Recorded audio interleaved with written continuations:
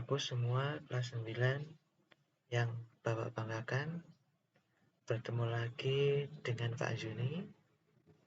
Kita akan lanjutkan materi kita, yaitu tentang jujur dan menepati janji.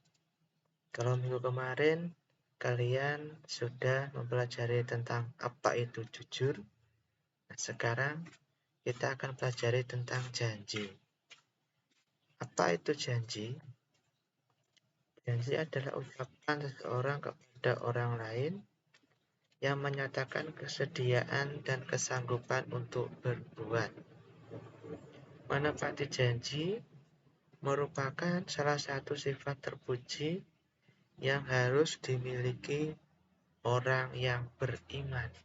Jadi, bagi orang yang beriman itu pantang untuk ingkar janji atau dilarang untuk ingkar janji. Karena apa? Menurut hadis Nabi Muhammad SAW dalam riwayat Bukhari dan Muslim, di situ diterangkan bahwa seseorang yang ingkar janji dikategorikan sebagai orang yang munafik. Sifat munafik hukumnya haram dilakukan oleh umat Islam. Karena apa? Karena sifat munafik merupakan bagian dari jenis perbuatan yang dilarang oleh Allah Subhanahu wa Ta'ala. Jadi, kita sebagai umat Islam, apabila sudah terlanjur mengucap janji, maka harus ditepati. Karena apa? Karena janji adalah hutang.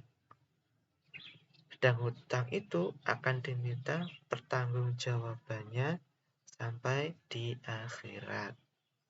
Jadi kita tidak boleh sembarangan untuk mengucap janji.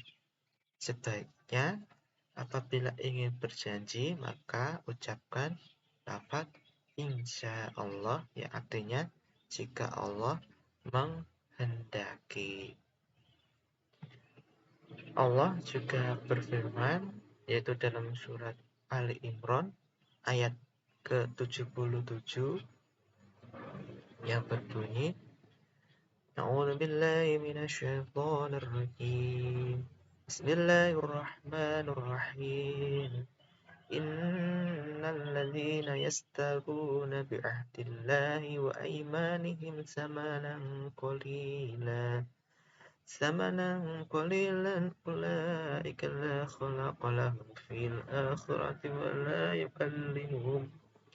ولا يكلمهم الله ولا ينظر إليهم يوم القيامة ولا يزكيهم ولهم عذاب أليم.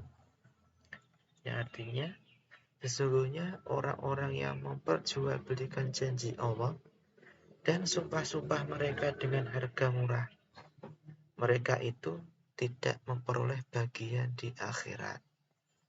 Allah tidak akan menyapa mereka dan tidak akan memperhatikan mereka pada hari kiamat, dan tidak akan menyucikan mereka bagi mereka azab yang pedih.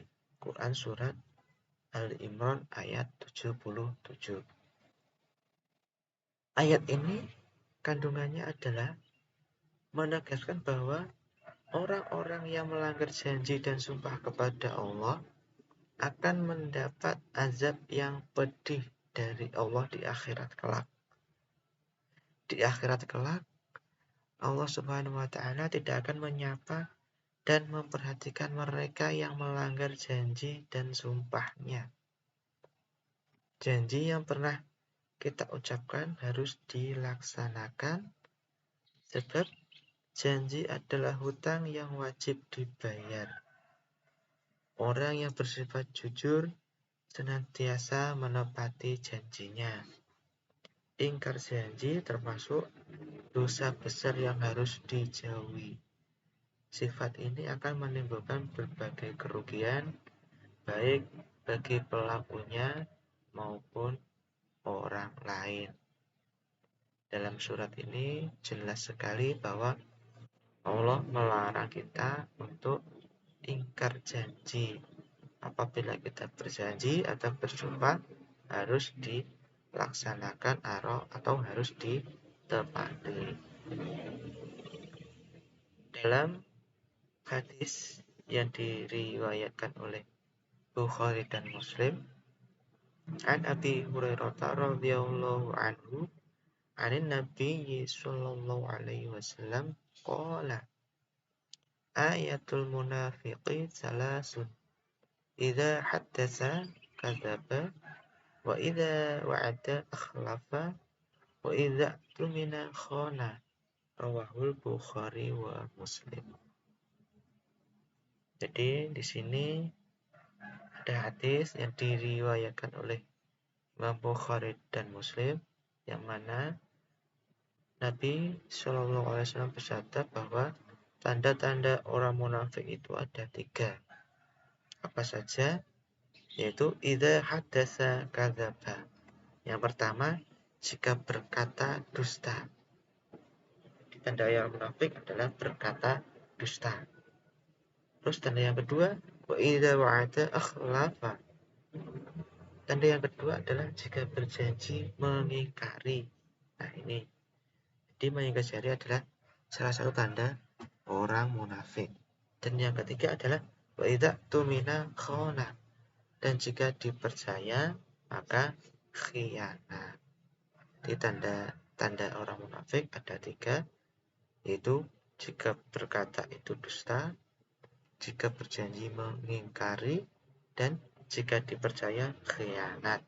Apabila kita sampai melakukan salah satu tanda tersebut, maka kita disebut orang munafik. Jadi jangan sampai kita melakukan 3 hal ini. Berikut contoh perilaku menepati janji, yang mana di sini dicontohkan yaitu sebagai salah satu pengurus OSIS, kamu berjanji kepada ketua OSIS untuk hadir dalam acara rapat rutin bulanan. Rapat rutin bulanan dilaksanakan setiap hari Sabtu pada minggu pertama setelah bel pulang sekolah. Tentunya ketua OSIS dan pengurus yang lain berharap semua bisa hadir, mengingat pentingnya agenda rapat tersebut. Namun, 2 hari setelah kamu mengucapkan janji akan hadir, sahabat dekatmu mengundangmu untuk hadir dalam perayaan ulang tahun di rumahnya. Acara ulang tahun tersebut bersamaan dengan acara rapat rutin bulanan pengurus OSIS. Nah, ini contohnya jika kamu menjadi seorang pengurus OSIS yang mana sudah berjanji untuk hadir dalam acara rapat rutin bulanan. Jadi kamu sudah berjanji untuk hadir. Nah, setelah itu teman akrabmu mengundang untuk hadir dalam perayaan ulang tahun. Nah, apa yang harus kamu lakukan atau apa yang harus kamu dahulukan?